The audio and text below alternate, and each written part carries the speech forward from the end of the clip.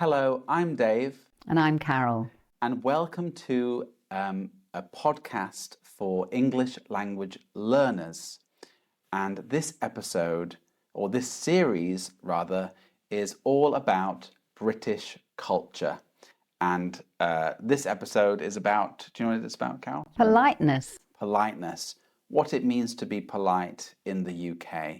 So our first section, we're going to get right into it. No small talk. No, straight in. Straight in is, what does being polite mean in Britain?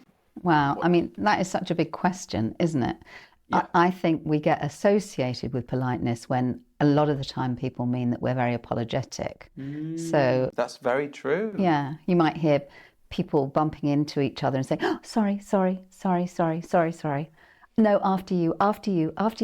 So there's a kind of tiptoeing around each other that can go on that I think is associated with British culture. Yeah. People have said to me in the past, why do you apologize so much? Because I think I translated, my cultural language into, for example, Korean. And they say, David, you say sorry too much. Yes. But that's me, that's my Britishness. Yes. So what do you think then it means to be polite? Well, again, I think it's very contextual. So, I'm from London. The streets are busy. People are rushing around.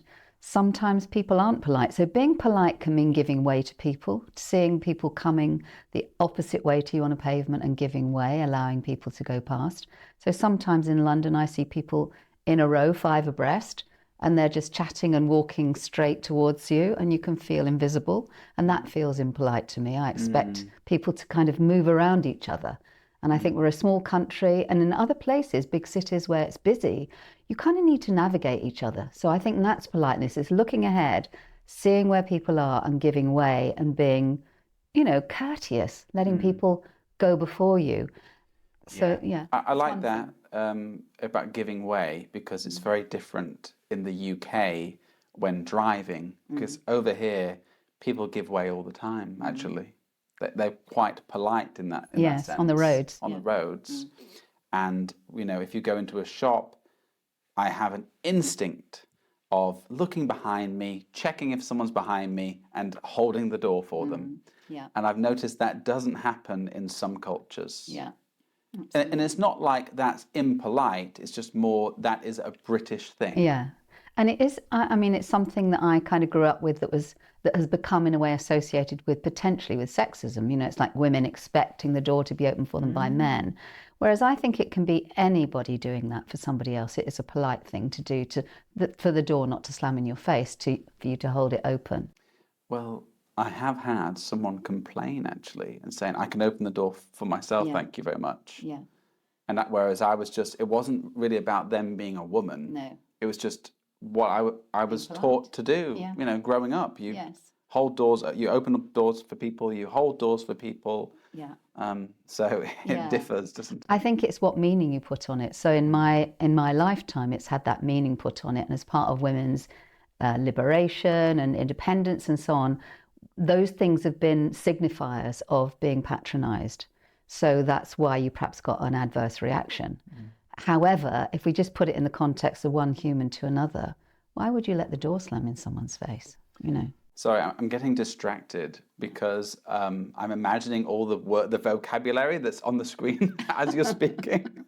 Oh dear, you've got to translate me. But yeah, I have to translate you, but that's okay. That's quite funny. So I'll try to stay focused. That's fine. I think if you're a parent, when you're bringing up, so when I was bringing up my son, you hear a lot of parents saying, what's the magic word?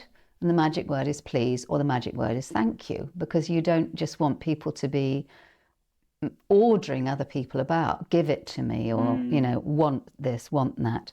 So you have a kind of education that you do as a parent that's creating an environment where children know how they need to interact with other children and with other adults that aren't in their family that may not be so forgiving. So there's a kind of code in a way that's about saying please and thank you when you're given something, about asking nicely. You'll get all that training as a kid, which is how we socialise ourselves and how we socialise our youngsters.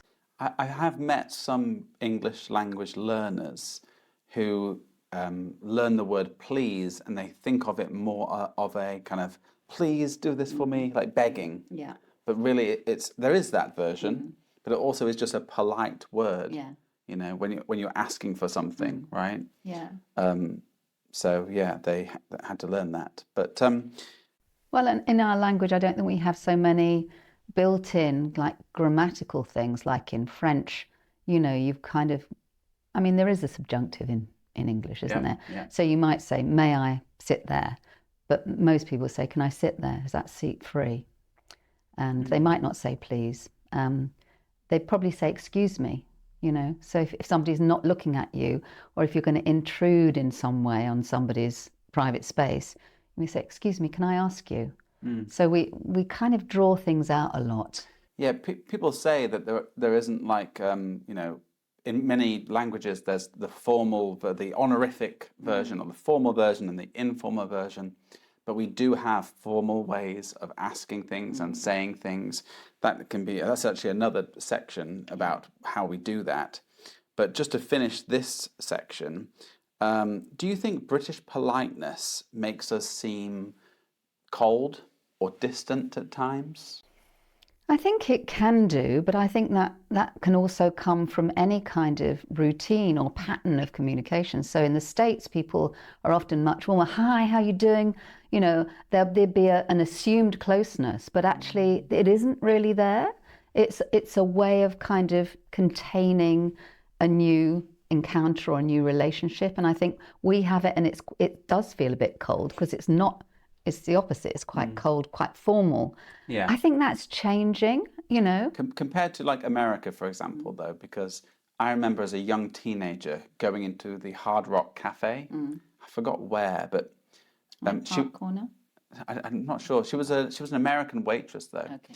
But you know, she came over and was like, "Hi, my name's this, and I'm your server, and so lovely to meet you." But she sat down with us, and I felt like it was a little bit intrusive. Yeah. And I thought, what's happening? Is she really the waitress? Yes. Or Yeah. should I call for some help? Yeah. I think it's about codes, isn't it, of behaviour. Yeah. So politeness is related to those kinds of things, and often it's to do with relative newness, relative unfamiliarity. So you'd be more careful with politeness. And it can quickly flip. I mean, people start being polite, but then if you don't move quickly enough, they kind of want you to hurry up and they can get aggressive. So it can flip. And obviously, I have met a lot of people who aren't terribly polite, you know, and I value politeness, courtesy, manners. I actually really think they're actually important things in society to then, you know, because to have that ingrained respect for each other is important, you know. Yeah. It's often about sharing. It's often about space. It's often about how much you know somebody, and you're looking for clues, for permission that you can come a bit closer, metaphorically speaking. Interesting. You know, and body language is another dimension of that, of course. Absolutely, yeah. Okay. Space invaders. Really quickly, guys, if you want to make the most of this episode, then use the interactive transcripts, the flashcards, the vocabulary list, maybe even the 5-part workbook that I made. It's all on my Patreon page. There's also a free version of the vocab list for free Patreon members. Tier 1 members get lots of other extras like story episode materials, early access to videos, and much more. You can also join our friendly Discord group, meet other amazing learners, and take part in special events there too. It costs about the same as a coffee or a beer each month, and it really is the best way to support the channel while improving your English faster. All right, let's get back to the podcast. So part 2, Carol, is going to be about cultural differences, smiling, greetings around the world, things like that. So my first question or topic to talk about, because this isn't just an interview, this is a joint discussion, everyone. It's why do we smile at strangers? Is it friendliness or just habit? I think, again, it's a code that's grown up in times gone by that you're signaling you're not a threat and you're signaling some kind of welcome and openness. And I think it varies from location to location. So I'm from London. When my mum came up to visit me here in Sheffield, which is in the north, and I would be out walking with her and I'd be saying hello to people, she'd say, "Do you know them?" And I'd say, "No." "You were saying hello to them." "Well, that's what we do when we're on a walk up here. If we meet somebody, not always, but often we will say hello, and nice day, some kind of pleasantry, fairly meaningless, but just a way of connecting with a passerby. And I think during COVID that went up enormously. That sort of Really? saying hello and passing the time of day was much more important, because everybody felt unsafe from the virus.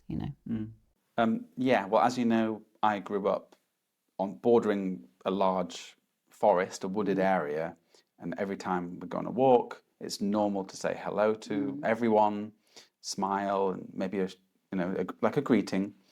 And nowadays, occasionally, people don't do that. And I would say, "Did you see? They didn't say anything. Yeah. How rude." But I don't know. But you say that it's connected to like showing you're not a threat. But I did learn that in Russia, it's not normal to smile, to just start smiling at strangers because they think that you might be crazy or something. Yeah, I think it does. Again, it's contextual, isn't it? Because as a single woman walking on my own on the farm, not far from here, when I meet somebody, another woman, I don't have any trouble saying hello and smiling. Around men, I'm more careful. So I might cast a smile and then look down. So I'm kind of more edgy around that. I'd feel edgier, feel more on edge, a bit more kind of concerned that it might be taken amiss, which it generally isn't, but it's kind of like an extra safeguard as a woman that you kind of make sure that you're not giving off the wrong signals in some way. Absolutely, and that's something I haven't thought about actually. Really interesting. But this isn't part of our script, but just briefly talk about greetings as well, because growing up, I've always found it difficult, greeting others in the UK because there's not just one rule. When I moved to Korea, South Korea, it was very easy. You just bow. You bow to everyone. It's great. It was just, I absolutely loved it. Over here, is it a handshake? Is it a kiss? Is it a hug? Is it a wave? Is it nothing? Is it nothing? Is it a high five? You were telling me a story earlier. Yeah, I saw some people in the park who recognised one another, two guys, and they gave each other a high five, which is kind of more American than English, but things change, don't they, in terms of greetings? Yeah, I love, where you are with some cultures. In France, you're still at the handshaking stage, or you're the kissing two cheeks stage, or is it three cheeks, three times? You kind of know what the rules are, you pick them up. But it's so haphazard here, you don't really know where you are. And if you go too far too quickly, it can be inappropriate. Or people say, "I'm not a hugger, don't hug me." That's true, yeah. And living in Korea for so long turned me into just not a hugger and not wanting physical touch with people. That sounds a bit strange, but you know what I mean, like not hugging. It was normal. But I realized my family are huggers. Yeah. And especially with Emily and her partner, Yak, my younger sister, they're also huggers. So I've now become a hugger. Yeah. It's just very interesting. Well, there are always rules, aren't there? It's like working with people, because it's virtual a lot of the time, it's not such a big deal. But in person, then in terms of working and doing business, I wouldn't be hugging people. Right. If I were working with them for a whole week and we were doing stuff that was, about their development, their leadership, going deeper, by the end of the week, if we'd worked a lot together, you might say, "Are we on hugging terms now?" Oh, you would say that? I would ask permission. Are we hugging now? Do we do a hug? Because you'd kind of know from the quality of the work. So it would only be if it had been about them, if I'd been given permission in a way by the quality of the relationship. So it's something you gauge. I think we all know how to do that. But So there aren't any clear rules, but I think in Britain it's like handshaking used to be a very formal thing to do when I was growing up, and mostly men did it with each other. Women would, you kind of feel a bit odd about shaking a hand if you're a woman, and you were kind of taught to give a strong handshake if you're a woman, just to show that you weren't a wimp, But I think all that's changed. It's kind of more of a nod and a hi, and no physical contact early on. I actually like a formal handshake, to be honest. You know where you are. I like doing it. Yeah. It's exactly. But it'd be odd if you and I shook hands, wouldn't it? Yeah. That would be very funny. I wonder what you would say. Yeah. Are you okay? Have I done something wrong? Yeah. And also I noticed, like, from America, perhaps, there's what's called, I call this the bro hug, where you kind of hit hands and then give each other a pat hug. Yeah, that's what these guys more or less did in the park. Oh, yeah, that's very, very common and kind of like a standard thing that you have to learn in a sense. Yeah, and I only started doing that when I made friends with colleagues working in an American school. It's like, what is this? Yeah. Where's my handshake gone? I just want a nice handshake and just leave it at that. But yeah. Things have changed so much, haven't they? I think we've got putting kisses at the end of a text. I mean, the first time somebody did that to me who wasn't a close friend, I thought, what's going on here? And now you kind of do it with people you barely know, That's so funny. Yeah, I remember meeting one of my first girlfriend's parents. And I remember for maybe days, I was panicking and worrying about how I should greet them. The father, simple handshake, not too strong. I feel like in America, they like a really strong handshake, whereas in the UK, it needs to be firm, but not too strong. But then with her mum, I thought, for the first time, meeting for the first time, do I hug? Do I kiss? Do I handshake, then kiss? It was a nightmare. Did you just bow? I did a full bow on my knees. Did you? No. This was when I was much younger, so before I went to Korea. It was more like when I was living in France. So I think I shook her. No, I think I gave her a hug. Oh no, I think I messed it up and gave her a hug, shake and a kiss at the same time. I think you get too nervous. Way too many messages. Anyway, I think we can move on to the next section. The next question is, are British people more polite in the countryside than in cities? I think that comes back to an earlier point about speed and safety, because I think probably in the countryside, if you're walking out in the countryside, by definition, you've got a bit more time often. You're not in a hurry to go somewhere. You're not on a mission to do your shopping or whatever else it might be. So generally speaking, there's a lot more space to say hello, lovely day, what's your dog called? That kind of chit chat. Yeah. But if you're in London, on the streets of London, and particularly if you're in a tube in the underground, when you're squashed together with other people like sardines, you're not doing any of that. And if somebody does come up to you and speak to you in London, you can be suspicious, because now there's loads of stuff about, people trying to take your phone, or is it someone begging, or what are they going to say to you? Because it's not usual for someone to stop you on the street unless you're in a tourist area and you see people looking at a map. And so then I might say, can I help you? Or my friend who lives there might say, can I help you? But generally speaking, it's a bit of giving people a wide berth, because you're not too sure about them in the town versus the country. Yeah, I think just generally, when there are more people, you don't talk to strangers, really. So, do you think other cultures find British politeness confusing? I don't know. Who am I to say? I'm British, aren't I? What do you think? I mean, did you find British politeness confusing? Let us know. Yeah. I mean, I think anything about another culture can be confusing because it's so nuanced. You don't understand the kind of fine detail of it. So when I was in France and I was teaching 2 boys and I was living in a family, I didn't really I knew that there was tutoyer and vouvoyer. I knew that. I was doing A-level French, for goodness sake. I should have known it. But there was something about that environment where I didn't feel comfortable with either boy. I didn't feel I knew them well enough. And one of them, he and I really didn't hit it off. So we kind of had this standoffish kind of chat around the family dining table, and I would use the vous form. I think also I was less good at the tu form. I couldn't decline, so it was my refuge to go into vous, which was kind of wrong because as their teacher I should have been tutoying them and they should have been vous-voying me.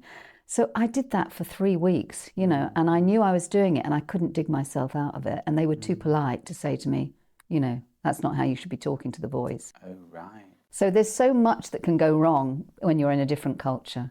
And it wasn't the end of the world. It just, I look back on it and I think, oh, why did I do that?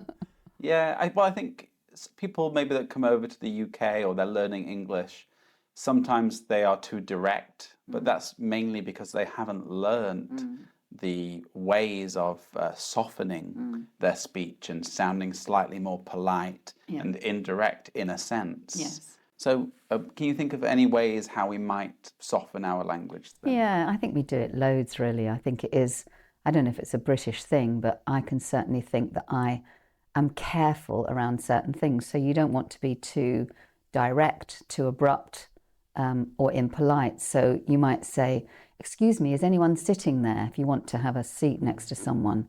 And clearly there isn't anybody sitting there, but they might be saving that seat for someone else. So, you know, that's a way of softening as opposed to just going and sitting in the seat. Or would you mind if I did such and such? You know, so there's a softener there rather than just doing it or just doing it. Or even, I was just wondering if, you know, like, oh, I was just wondering if this seat is taken. Yes, yeah.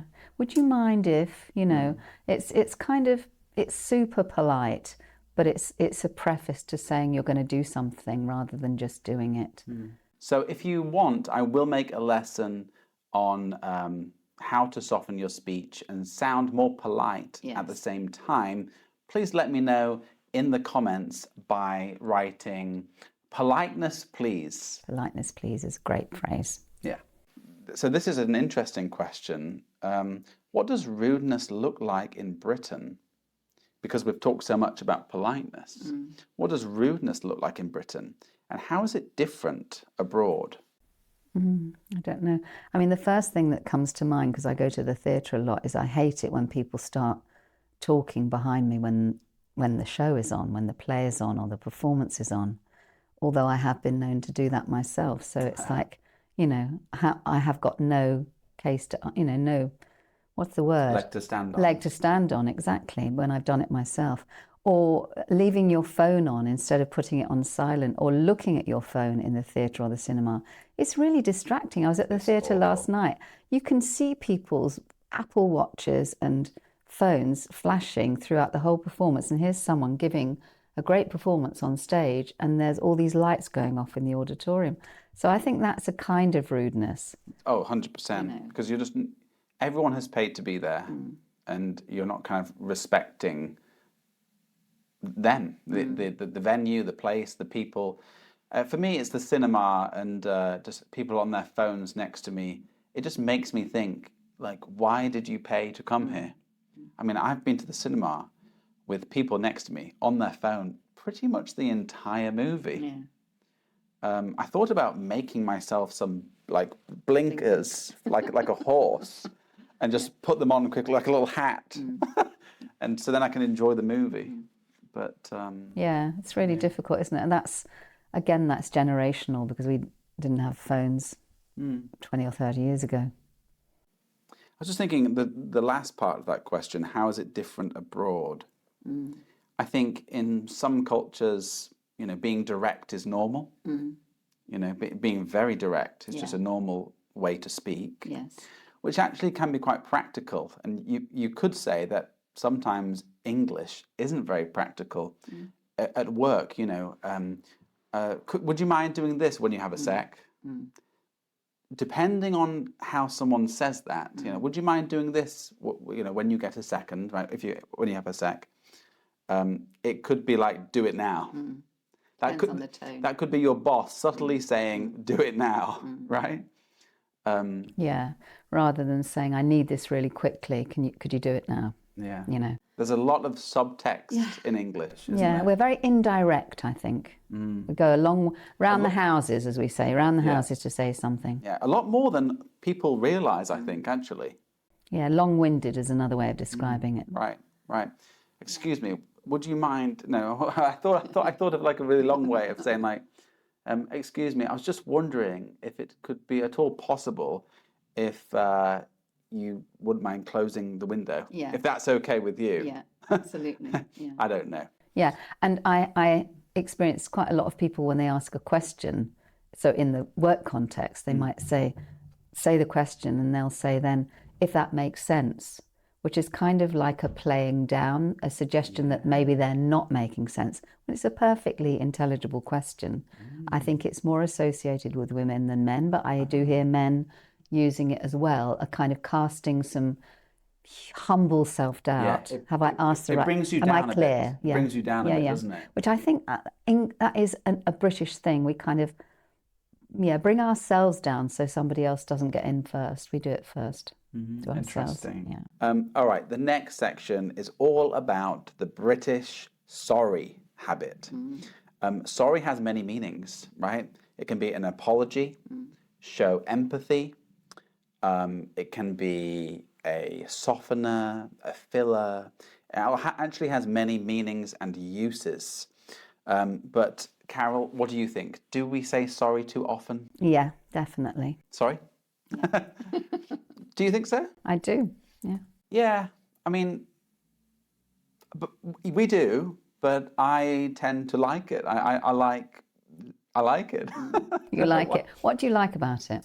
I like how it's very,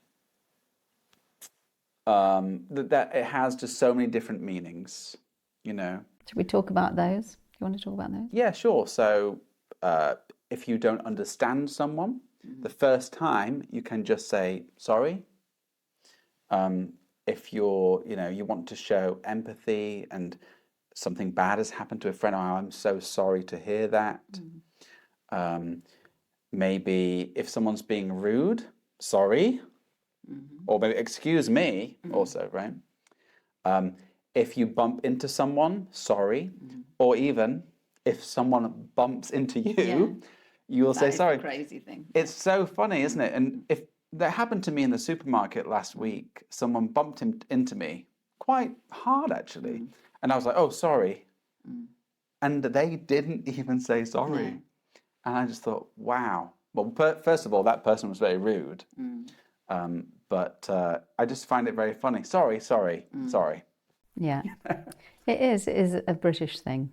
Sometimes if you say, oh, I'm sorry, and people like say something bad happened, and you say, oh, I'm so sorry, and they say, why? You didn't do it. No.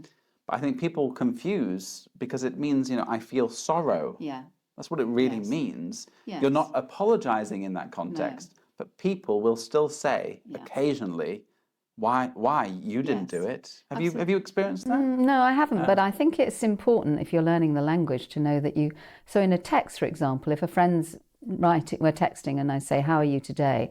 And they say they're not very good. And then they ask me some more questions. I don't then reply with answers to that question before I've said, I'm sorry to hear that you're not feeling well today. And that's not because I'm responsible for it. It's like it just seems a bit rude to go into, oh, well, I'm doing this or I'm doing that, or answering their question without first attending to the fact that they didn't feel that great when they wrote to me last. And that's also a form of politeness, isn't it? Yeah. Oh, if someone doesn't say sorry, does it feel rude? I think that's obvious. I think it's rude. But it happens when you're driving sometimes.